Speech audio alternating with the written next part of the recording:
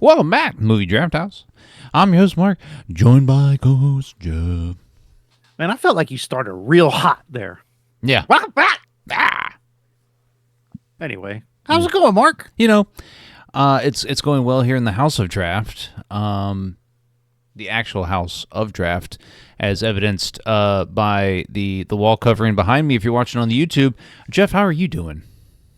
I'm doing well over here in the House of Movie, which you can't tell by any way. There's no way to tell that you're in the House of Movie. Yeah. Cool. I'm glad we established that. It's dumb. Like, we try, though. Your house. Like, we really try. We do try. But, you know, at the same time, I feel like we succeed. I feel like we put our mind, we put effort into it, and as long as we put effort into anything, it is a success. Thank you for coming to my TED Talk. Jeff, okay. Tell them what the theme is this year as we kind of get closer to being done with this and what we watched this week. I'm looking forward to being done with it. But that being said, our theme this year is 1 degree of separation. Each film shares an actor, a writer, a director, or something like that with the previous one. So last week's film was Bullet Train, which was directed by David Leaked, not sure. I think it's but Leach. He also Leach? I think it's Leach. Way off. That's it. That makes more sense. It's fine. He also directed this week's film, The Fall Guy from 2024. It stars Ryan Gosling, Emily Blunt, Aaron Taylor Johnson, and Jason Momoa makes an appearance near the end. Spoilers. It's also got that's probably the ultimate spoiler. But also Hannah Waddingham, who you may know from Ted Lasso fame, is if I watched the show, I would have known her from that. Or since she's been in Ted Lasso, she's kind of gotten springboarded. Ooh. Springboarded as her career. And she's had a bit of a weird, interesting career. I think she got her start in like Broadway stuff because she's quite the singer, from what I understand. And anyway, she was in Game of Thrones. She had a super bit part in Game of Thrones. If you ever watched that, she's the Shame as what's her face is walking down the road naked. Oh, okay. And then she got her Ted Lasso, and then now she's and she's a prominent actress in Hollywood now. Anyways, this movie is not about Hannah Waddingham. However, Joe, I just called you Joe. Okay. I don't know.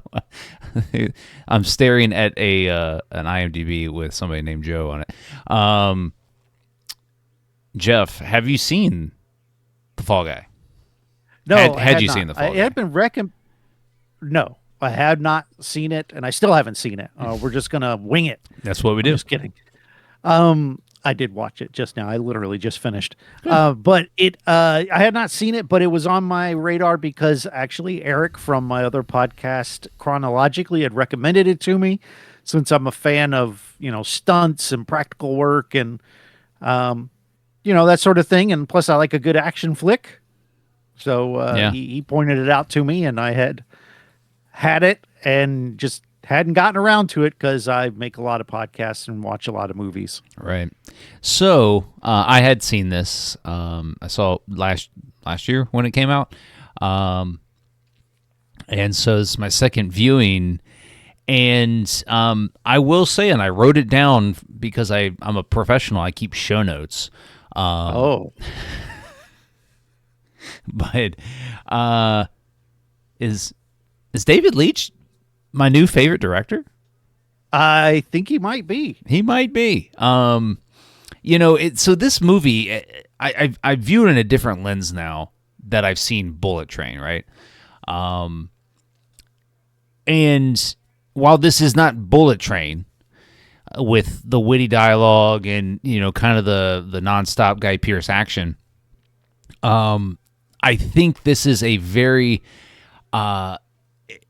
this is a romantic comedy through and through. A romantic action comedy. Sure, yeah, but it is a romantic comedy with this action shell, and it's a love letter to stunt work, and just the kind of the backbone of action movies is the stunt work that goes into them. And I think that this movie, and David Leitch, I looked into his background a little bit, was a former stunt man, and so I just think that like this movie it's pure fun, but Ryan Gosling, and this is another one of my show notes. Is he a modern day movie star? Do you think? Yes. Yeah. Okay. Him and Brad Pitt, for sure. Well, I see. Like I differ in that is because Brad Pitt has been a movie star. Yes. Right. Brad Pitt is a movie star from generations. Over generations. Ryan Gosling, still a younger individual, is he a modern day movie star? Yes. Okay. But I think he's been a movie star for quite a while. I do too. I agree with that. But not as long as Brad Pitt, but yeah. No, but so like I feel like with Ryan Gosling, and Ryan Gosling is so good, and he's a really good actor, but he's also real down to earth. He comes across as kind of an everyday guy. Even though he's incredibly good looking, he's muscular and fit. He is the definition of a movie star, but he comes across as kind of everyday guy like. And I think that's why he's so popular. And a lot of his early stuff, I don't know if you're well versed in Ryan Gosling's filmography, or as we'll start calling him. I've seen a handful. Like I've seen The Nice Guys. I've seen Crazy Stupid Love. And I love La La Land. That's a movie I really like. There's probably some more, but I can't think of them off top. Well, so a lot of what...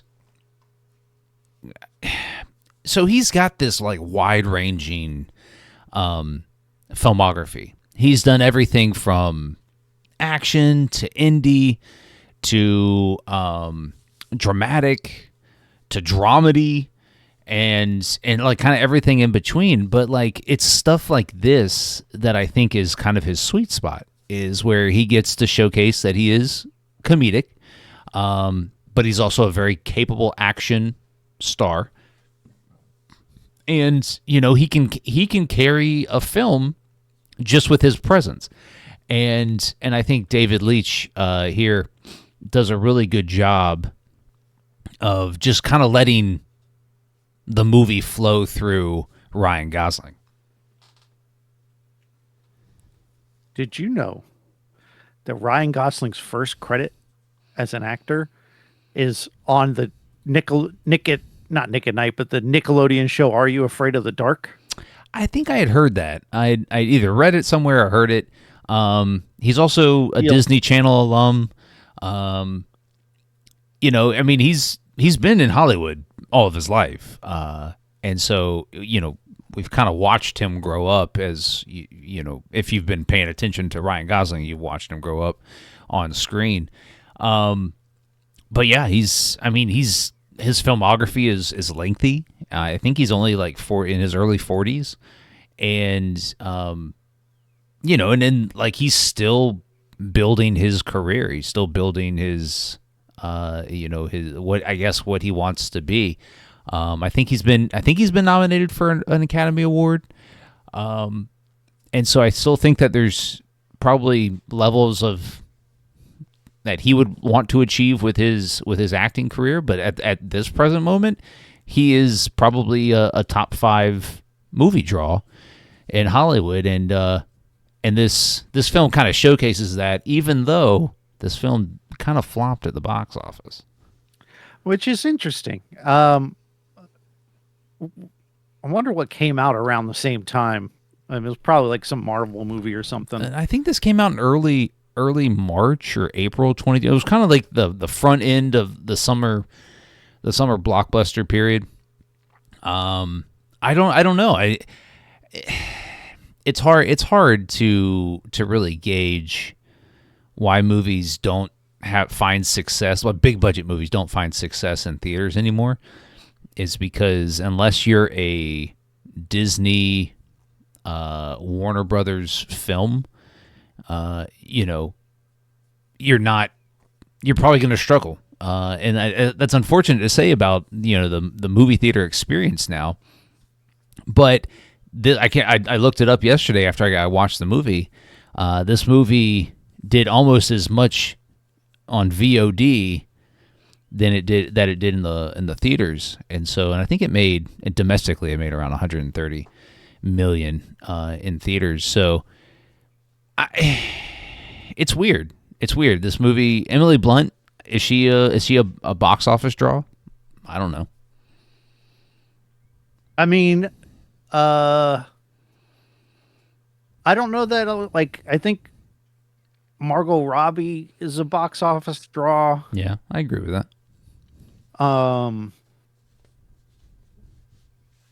mean, it's hard to say. Right. I mean, so as female actors go, I mean, I would think Emily Blunt is probably in your top 5 or 7, big name actresses out there. I think Margaret Qualley is kind of creeping up in there. But as far as box office draws, and Emily Blunt is front and center kind of at the movie, but she doesn't really get a lot to do here. And I think that was one of my biggest gripes with this film, is that she's just kind of the girlfriend, the romantic, the other side of the romance. Even though we know that she's an established action actress, and I wish she had gotten more to do in that regard here. But yeah, I mean, it's just, I don't know. I don't know how, if casting her in this movie impacted the box office at all. I don't know. I still like her. I don't think it hurts it. No, absolutely. No, it doesn't. It doesn't hurt the film. No, I think that it's probably just the time of year it came out. I looked, there wasn't anything particularly popular that came out that week. There's a horror movie, Tarot, and then they re-released Star Wars Episode 1 back into theaters. I don't know who went to see that shit, but yeah, so I'm not sure why it didn't perform well. Maybe it's Aaron Taylor Johnson. No, and I think we talked about it last week with Bullet Train. I think he's very good in this movie. I think he's great. I think this is his niche now, is he just needs to play kind of arrogant pricks. I think it just he knows how to do it, and maybe it's because he's got resting, prick face. But I think that he just kind of nails this role. He's funny in it. So I think it's another hit for. Yeah, Johnson goes. I don't know why. And I think this is part of maybe that Aaron Taylor Johnson renaissance, as far as him getting back into that A-list, category of actor, is because he's very capable. He's a very capable action, movie star. I think he's a capable actor. He carries, scenes well, especially in like you just said, films like these where he plays a certain type of character. But yeah, I mean, so let's talk about the action in this movie. It's like you said, it's very practical effects driven. The backdrop of them filming a movie, and I think this movie is kind of a middle finger to big budget studios. And I don't know. I don't really know if it has a lot to say about it. I just think it's kind of it makes fun of, those Disney films, or those Warner Brother movies where they dump $250 million into CG, right? A movie that just revolves around CG, and this movie had I don't remember what the budget was, but it was a little over $100 million, I think. And I think that's I think almost all of that is from practical effects, and there's a lot of them here. And I like all the stunt work. I was wondering how much of like if Baby Goose was doing his own stunts. He wasn't, but I'm kind of curious about that. But it does feel like this is a love letter to the stunt man, Yeah. stunt person, stunt performer, as they show several clips at the end of of them performing stunts for the film. And then like at the very end of the movie, I don't know if did you watch the post-credit scene? Yeah. Like the camera was acting like, so there's these two people that show up, maybe more, and the camera was acting like I should know who it is, but I'm guessing that they were some famous stunt people. Yeah, I don't know. I got that impression as well. I just don't know who it was. I'm gonna find out. Okay, but I mean, as far as like the plot of the movie goes, the entire film is shot in Australia. I thought that was cool. A lot of Australian backdrop here. You have the chase scene towards the end of the movie through downtown Australia was pretty cool. I mean, it's just there's a lot to love about this movie. It's a very capable action film. It was 2 hours, and so they filled a lot of it with action sequences. I thought Ryan Gosling portraying a stunt guy that just kind of doesn't know what he's doing as this like PI, this private investigator who's. I was here for the mystery of it. Yeah, to see that. But I loved his kind of like all shucks mentality when it comes to solving this mystery of what happened to Tom Ryder, who Taylor Johnson's playing. And how Hannah Waddingham's character, even though you kind of guessed it early on, is a villain.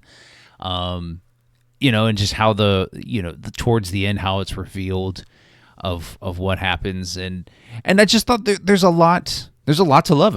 It's very stylistic. Like we saw in Bullet Train. Bullet Train was very stylistic action.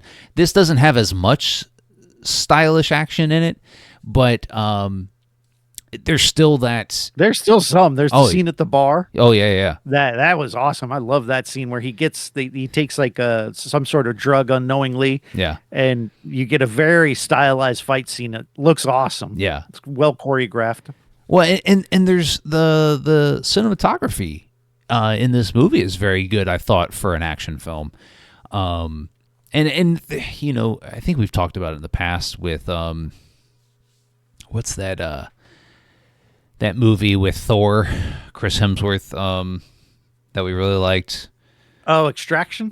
Yeah. The guy that directed that, he's an action stuntman turned director, and how the cinematography in that movie was very good because of how it was shot, how the action sequences are shot.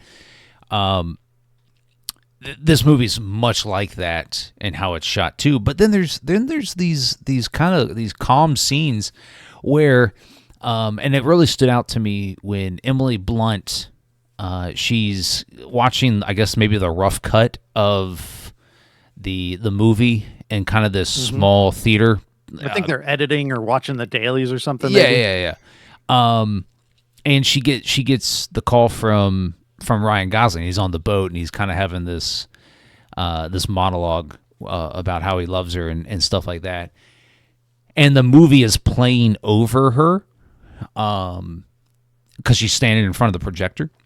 And I thought that was a cool way to maybe show that while this film has encompassed her, she still has found time to like funnel her attention to Ryan Gosling's character. Anyway, I just thought it was a unique way of maybe taking her out of the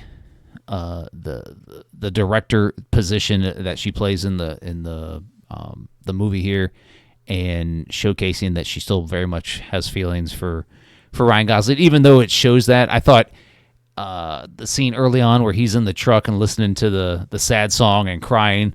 I love that. Yeah. And like it just, I mean, there's a lot to love about this movie. Yeah, I think the characters are really fun and great. I like the thing with his stunt coordinator, their thing where the stunt coordinator will just quote a random movie and then he has to fish it out of his brain. I thought that was great. I like that they're both capable action like fighters, like just in the real world. Yeah. That they're both legit in the real world, but in the real world of the movie, Yeah. they're fighters and stuff and able to handle themselves. So I really enjoyed all of that. I like the mystery of it, of what's going on, trying to figure it out, which kept me invested in the movie. But it's really just Ryan Gosling being like, the thing he does really well is this kind of, I think he said he's not really taking things too seriously, but he's also getting shit on a lot and he's just sort of taking it on the chin. Yeah. Like he does that in a lot of movies, like the Nice Guys. I kind of feel like he does that a lot too. And I think it's a sweet spot for his acting. Yeah. And I fully agree. He is, and he kind of, and like we saw at the Barbie movie. And like, that's the movie he was nominated for, by the way.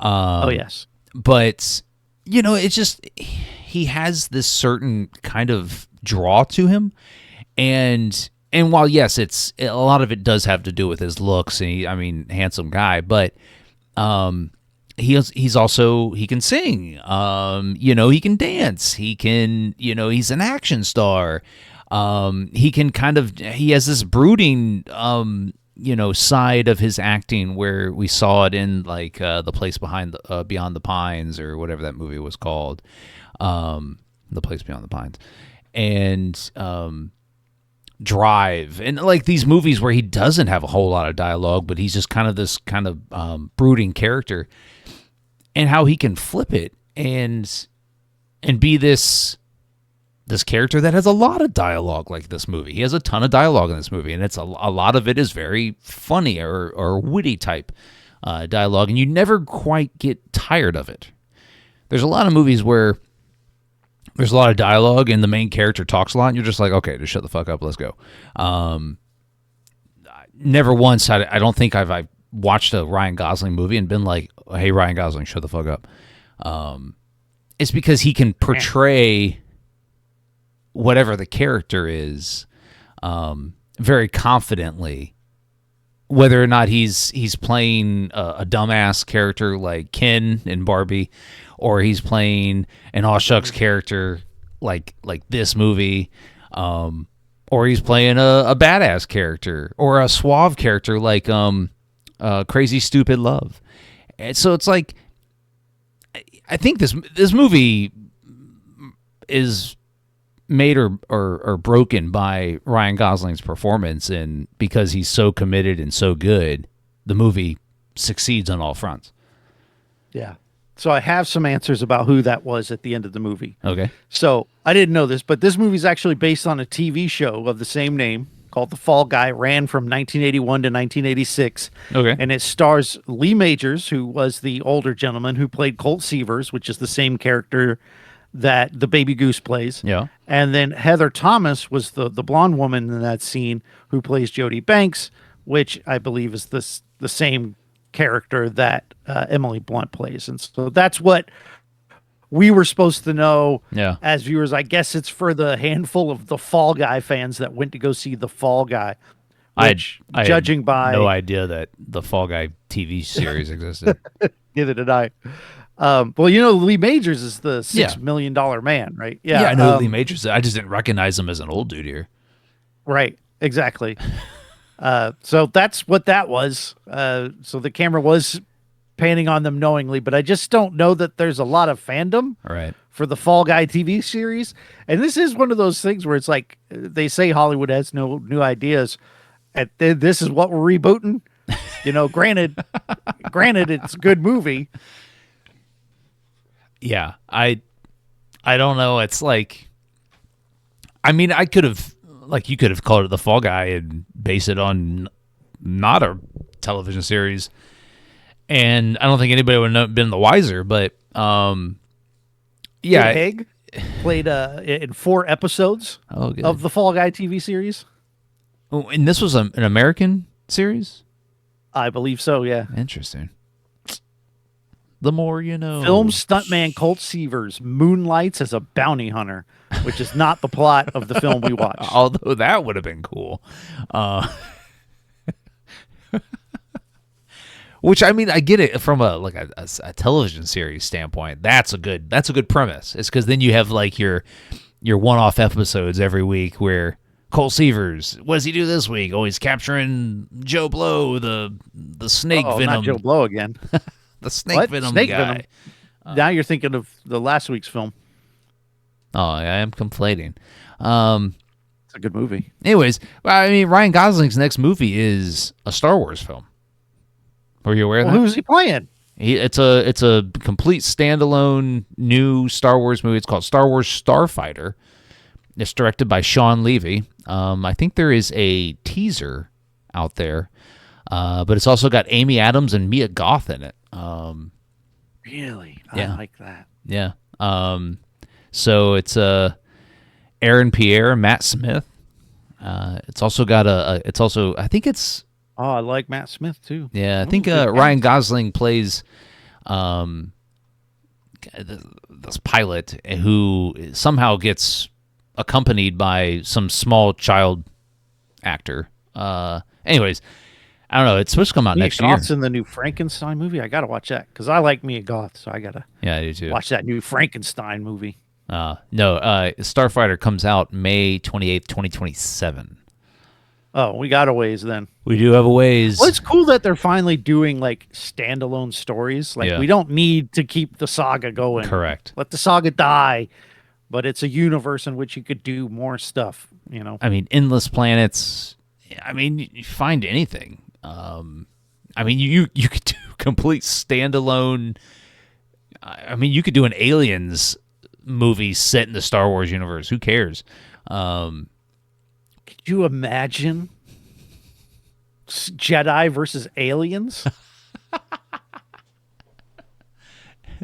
That sounds awesome. Because I know there's like thousands of books, Star Wars books out there that are just like standalone adventures with these people you've never heard of, and they're largely not considered canon because they're not considered canon because when Disney bought the rights to Lucasfilm, they essentially spun those off and called them Legends, Star Wars Legends. I know this because Scott, who we used to do Budget Arcade with, used to read those novels in high school, and they spun them off, and now they're not canon, which they used to be back when Lucas was running things. Like all that stuff was supposedly part of the larger world and story, and so people were pissed. It's like taking, a run of comic book series of like X-Men or some shit and being like, oh no, it's not canon. It's like, what the fuck? Who cares? Yeah, I mean, it would annoy me if I had invested so much time in it. Anyways, Ryan Gosling or Ryan Reynolds? Oh, what kind of movie am I making? Like, if I'm making a comedy, give me Ryan Reynolds. If you're making an action film? Well, if I'm making an action film, they both work. Yeah. So I would say just in, I think the Ryan Reynolds shtick can get old. Whereas I feel like with Ryan Gosling, it won't get as old as fast. Like he feels varied enough. Yeah. To me. Yeah. But go ahead. What's your choice? I'm probably going to go Gosling is because he is more across the spectrum of genres for me. You can kind of cast him and kind of put him in anything. I feel like if you get Ryan Reynolds, he's kind of pigeonholed into a certain type of movie. But Ryan, like could Ryan Reynolds do the part of Ken in Barbie? I don't know. I think it would come across. No, I don't know. I wouldn't want that. I think it would just come across crazy, and I don't think I'd want to see Gosling play Deadpool. I think that would be a miscast. Yeah. I don't think he has like the humor for the way they both perform is definitely Gosling is more subdued. Yeah. And Ryan Reynolds is very much in your face. Like he is going to chew up the scenery. So I think that they offer different solutions. That's good. That's a good way to put it. There's different, you don't need to cross over everybody, right? Right. It's okay to have this avenue of film. There was another guy I was going to ask you about, Ryan Gosling or Chris Hemsworth. Gosling. Okay. I'd go Gosling too. Even though Chris Hemsworth, I like Chris Hemsworth. Yeah, but Ryan Gosling is just better. Yeah. I'd like to see Chris Hemsworth in some more dramatic stuff, just to see what he can do. Yeah. Well, that sounded funny. You just want to see what he can do. Anyways, Jeff, do you recommend The Fall Guy? Yeah, I do. I think last week's movie was better, but this was still a lot of fun. Really good music too. It didn't talk about the soundtrack. Yeah. But they make great use of that Taylor Swift song, and then there's a song that kind of comes back near the end of the movie that really just well done. Like this was a fun movie to watch. Yeah. So yeah, it gets a wreck for me. How about you? Yeah, I agree. I will say I will put Bullet Train over it just because Bullet Train, man, the dialogue was so witty in that, and I think the R rating for Bullet Train helps it a lot more in that movie than the PG-13 rating here does for The Fall Guy. But regardless, The Fall Guy is a good movie. It's a good action movie. It's a good romantic comedy, and it's there is good chemistry between your two leads here, and so it just reinforces my belief that Ryan Gosling is the modern day movie star and can carry a movie by himself. But yeah, I'm gonna recommend it as well. What I'm also gonna recommend. Yeah. Wait, Jeff, what are we watching next week? Okay. All right. I was wondering where you were going with that. Clearly nowhere.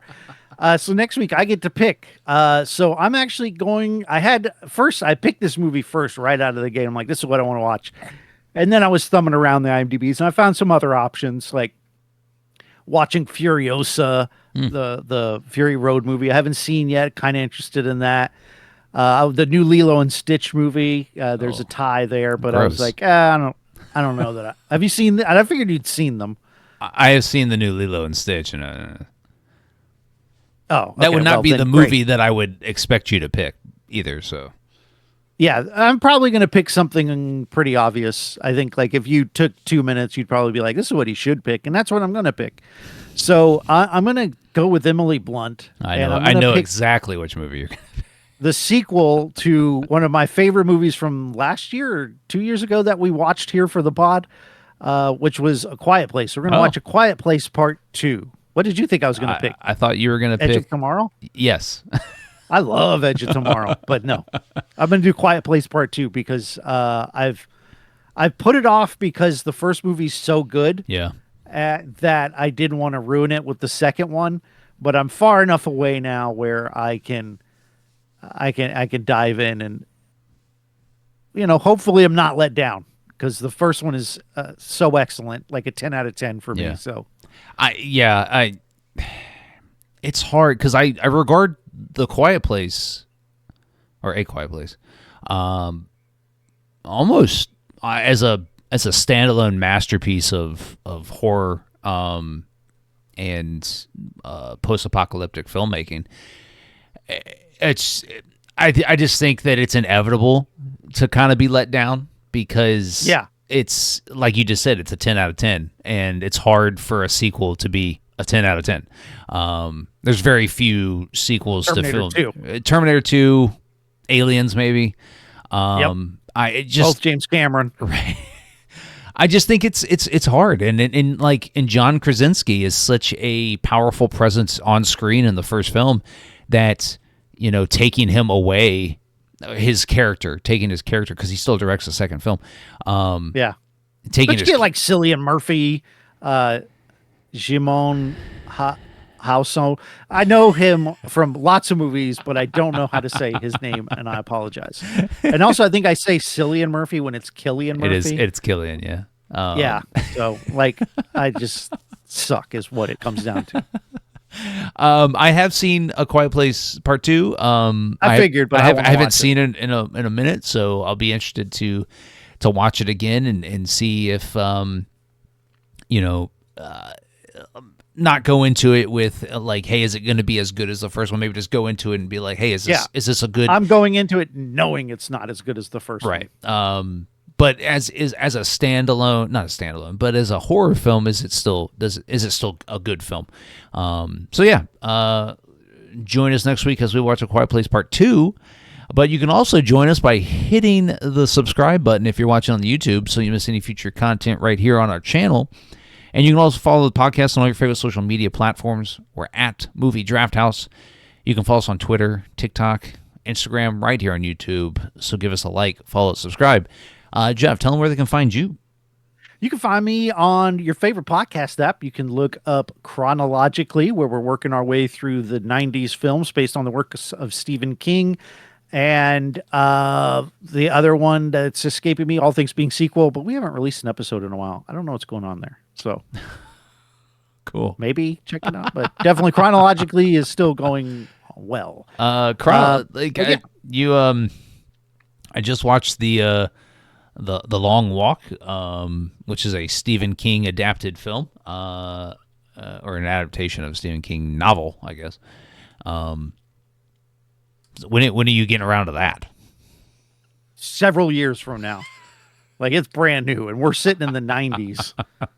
So it is going to be a long while. Several years. Well, hopefully you'll get to it eventually. But yeah, Jeff, any last words? Not any. Well, that's appropriate though, because we're going to watch Quiet Place. So no.